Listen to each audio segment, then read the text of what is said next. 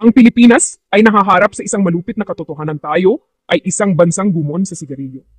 Ang mga istatistika ay nagpapakita ng isang nakababahalang larawan na nagpapakita ng nakakaalarmang pagpaglat ng panigarilyo sa ating lipunan. Milyon-milyong Pilipino mula sa lahat ng antas ng buhay ang nabitag sa pagkagumon sa mapaminsalang bisyong ito. Tinataya ng World Health Organization na mahigit 15 milyong Pilipinong nasa hustong gulang ang naninigarilyo. Katumbas ito ng halos 28% ng ating populasyon ng nasa hustong gulang. Ang mga bilang na ito ay hindi lamang mga numero, hindi mga buhay na nasa pangalan. Ang paglaganap ng paninigarilyo sa Pilipinas ay hindi may bagay. Ito ay karaniwang nakikita sa mga pampublikong lugar, mga lugar ng trabaho at maging sa loob ng ating mga. Sa kabila ng lumalaking kamalayan sa mga panganib ng paninigarilyo, nananatiling malakas ang topic nito sa ating bansa. Ang malawakang pagtanggap na ito sa paninigarilyo ay naging normal na sa isang tiyak na lawak na ginagawang mas mahirap na matugunan ang issue ng epektibo. Ang mga bunga ng malawakang kultura ng paninigarilyo na ito ay napakalawak. Ang pasanin sa kalusugan sa ating bansa ay napakalaki dahil ang mga sakit na may kaugnayan sa paninigarilyo ay nagdudulot ng pressure sa ating sistema ng pangangalagang pangkalusugan. Mula sa kanser sa baga hanggang sa sakit sa puso, ang mga panganib sa kalusugan na nauugnay sa paninigarilyo ay mahusay na dokumentado at nagdudulot ng isang malaking banta sa kagalingan ng ating mga tao. Higit pa sa direktang epekto sa mga naninigarilyo mismo, ang second-hand smoke ay nagdudulot din ng malubhang panganib sa kalusugan sa mga hindi naninigarilyo. Ang ating mga anak ay partikular na mahina sa mga nakakapinsalang epekto ng second-hand smoke. Ang pagkakalantad sa second-hand smoke ay maaaring humantong sa mga problema sa paghinga, impeksyon sa tainga, at iba pang mga issue sa kalusugan sa mga tao. Kinakailangan na lumikha tayo ng mga kapaligirang walang usok upang maprotektahan ang kalusugan at kagalingan ng ating mga anak na siyang kumakatawan sa kinabukasan ng ating bansa. Ang laban sa paninigarilyo ay hindi lamang tungkol sa pagprotekta sa mga individual na naninigarilyo, kundi pati na rin sa pagbabantay sa kalusugan ng mga susunod na henerasyon. Ang industriya ng tabako ay isang industriyang bilyon-bilyong dolyar sa Pilipinas.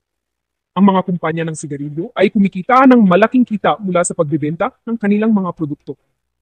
Ang tagumpay sa pananalapi na ito ay may kaakibat na malaking halaga sa kalusugan ng publiko. Habang ang mga kumpanyang ito ay nagbibigay ng mga trabaho at nakakatulong sa ekonomiya, ang tanong ay lumitaw sa anong halaga. Hindi may kakaila ang kita na naliliha mula sa pagbebenta ng sigarilyo. Gayunpaman, mahalagang isaalang-alang ang mga ethical na implikasyon ng pagkita mula sa isang produktong alam, nakakahumaling at nakamamatay.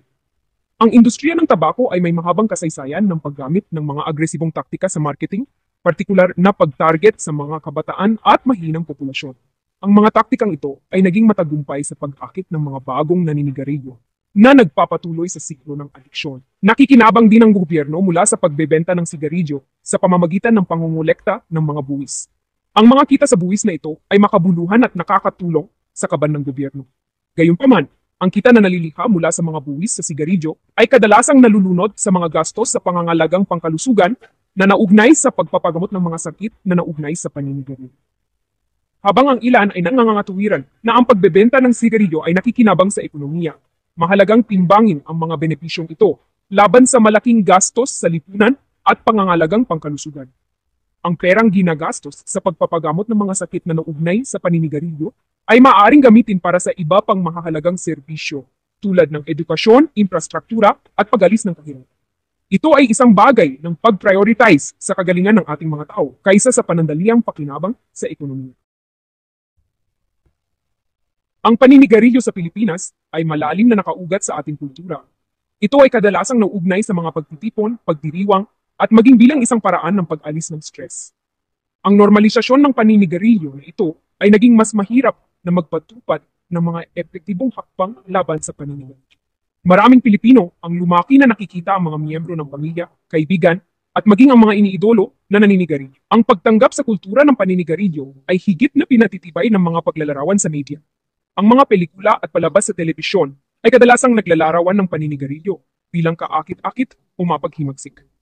Bagamat nagkaroon ng mga pagsisikap na itaguyod ang responsableng mga paglalarawan sa media ng paninigarilyo, higit pa ang kailangang gawin upang matugunan ang malaganap na impluensya ng mga paglalarawang ito. Gayunpaman, isang kontrasalaysay ang umuusbong. mayroong lumalaking kamalayan sa mga panganib sa kalusugan na nauugnay sa paninigarilyo. At maraming Pilipino ang pumipili na huminto o hindi na magsisimula. Ang mga kampanya sa kalusugan at mga programa sa edukasyon ay gumaganap ng mahalagang papel sa pagbabago ng mga pananaw at pagtataguyod ng mas malusog na pamumuhay. Nagpatupad din ang gobyerno ng mga hakbang upang pigilan ang paninigarilyo, tulad ng pagbabawal sa paninigarilyo sa mga pampublikong lugar at pagtaas ng buwis sa mga sigarilyo. Bagamat ang mga hakbang na ito ay mga hakbang sa tamang direksyon, higit pa ang kailangang gawin upang matugunan ang mga ugat ng problema tulad ng kahirapan, kawalan ng akses sa edukasyon, at ang malaganap na impluensya ng industriya ng tabako.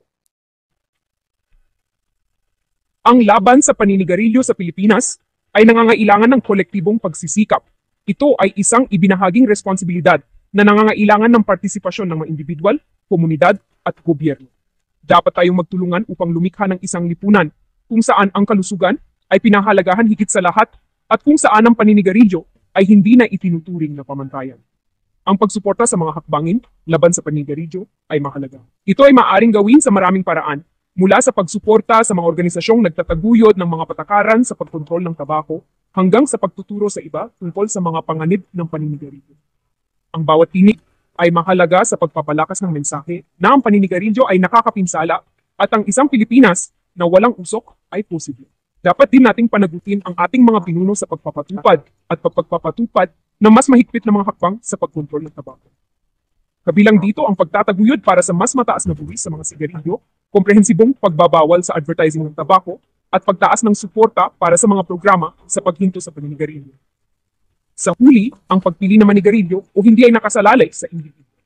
Gayunpaman, dapat tayong lumikha ng isang kapaligiran na nagbibigay kapangyarihan sa mga individual na gumawa ng matalinong mga desisyon tungkol sa kanilang kalusugan. Sa pamamagitan ng pagtataguyod ng malusog na pamumuhay, pagbibigay ng suporta sa mga gustong huminto, at pagtataguyod ng mas mahigpit na mga hakbang sa pagkontrol ng tabako, maaari tayong magtulungan tungo sa isang mas malusog, walang usok na Pilipinas.